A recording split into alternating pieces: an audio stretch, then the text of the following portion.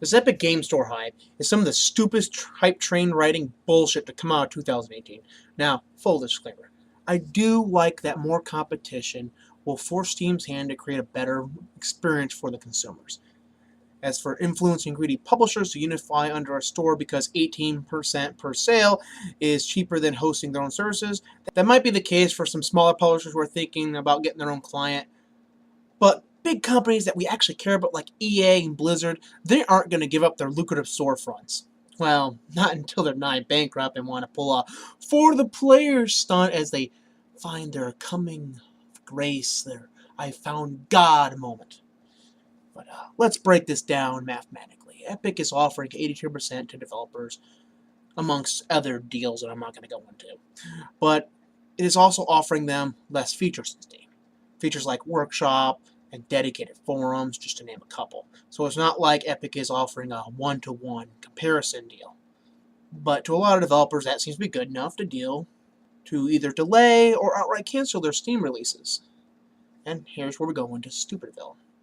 Now, Epic boasts 200 million Fortnite players, which means 200 million Epic accounts. That translates to 200 million store account holders on paper. In actuality, that's 200 million Fortnite players across PS4, mobile, Xbox One, and PC. And obviously, PS4, Xbox One, and mobile aren't going to be using the Epic Store. And we know that 100 million people use mobile to play Fortnite, so that's already 100 million down. Now, if we divide up the remaining percentage between all three platforms, which, full disclaimer, that's not an actual accurate way to get statistics. You really want to go with who has more on what. But realistically, this does favor the PC as more console players play Fortnite than PC users. So it's a good metric for this argument. And that comes down to 33 million users for the PC. Now, keep in mind this. Steam's active concurrent user rate is about 15 million concurrent users and 125 million active accounts. Now, of those 33 million potential customers, we have to break it down even further on Epic Store. For those who are willing to adopt the new distribution platform, how many are unwilling to just wait to get it on their platform of choice? And, something that the developers really need to take into consideration, how many of them are potential customers of your game's genre. People who play Fortnite might not be the same people that play grand strategy games or simulations, and that's something that you really have to take into account when you're pulling this. Many of those 33 million people on the PC are just going to be there to play Fortnite. They're not going to go and buy other games from the Epic Store. For now, anyway. There's going to be this rude awakening that's coming for all those that canceled their games on Steam. It's like when a developer goes chasing the mobile market because they didn't do their demographic research to learn that it's mostly women playing a very select few genres, and you're basically competing with an already overcrowded market where mediocrity without advertisement will kill your chances entirely.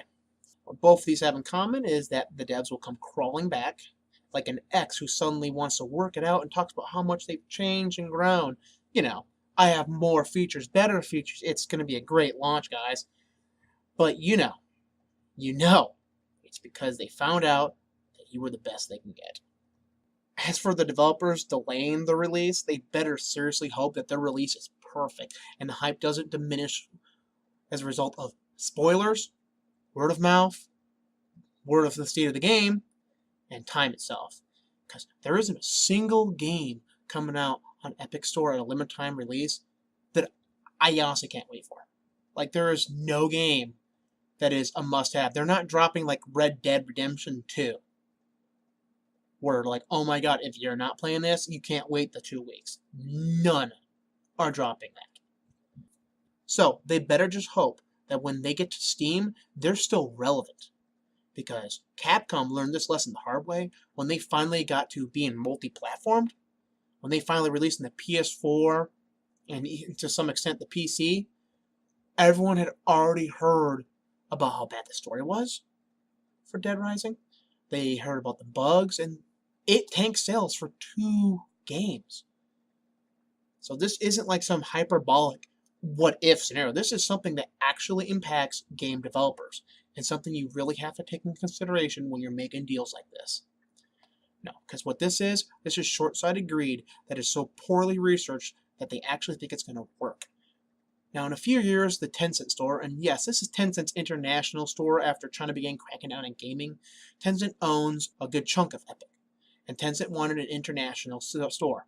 This is Tencent's international store. And in a few years, that might be a viable competition to Steam and GOG. But until that day, dumping other platforms because it's slightly larger split is going to occur on Epic Store without any proven track record or genre audience availability is utter stupidity. It's frankly sad that this industry is ran by morons who can't do the most basic of market research to determine whether or not their customer is there, how they're going to interact with their customer, and if their customer is even willing to buy on that platform. They're essentially dictating to the consumer that because they're getting 12% more, that you will use Epic Store platform or you won't get their product. And in a buyer's market that we have now, that is not a demand you can make of consumers. Consumers have the option to wait, go elsewhere, and even pirate. Like, I don't pirate because, in my personal opinion, a game that's not worth purchasing is not a game worth playing. That simple for me, but I know a lot of people do pirate, and when you don't want to put it with Origin or you don't want to put it with Bethesda.net, yeah, that's going to become a big one too. But when you want to put it with the Blizzard Battle.net, I know a lot of gamers who actually do choose to pirate instead of putting up with that stuff. And with all this going on, this is not demands these companies can be making of consumers, and they're doing it. And they're going to learn how you get treated when you act like that way in a buyer's market. And it's going to bite them in the ass. And I guarantee you a lot of these games that are like, oh, we're going to do a limited time sale, we're going to cancel our Steam release, are going to be on Humble Bundle Monthly. And for those that don't know, Humble Bundle Monthly is I like the service. I know a lot of people don't. Not shilling here, but generally each month I find I get at least one game that's worth the $12. So I've just never got around to canceling it. But a lot of times when a company's game fails, it will go to the Humble Bundle Monthly. Or when they're done getting, their sales out of the way. I just want a full disclaimer because there's some really good games that did well, but then they're like, well, let's give it away to Humble Bundle Monthly and get some extra money. And it worked out for them. But that's where their games are going to end up. And that's all I really got to say about this. Leave your thoughts about this mad rush for a quick profit down in the comments, and peace out.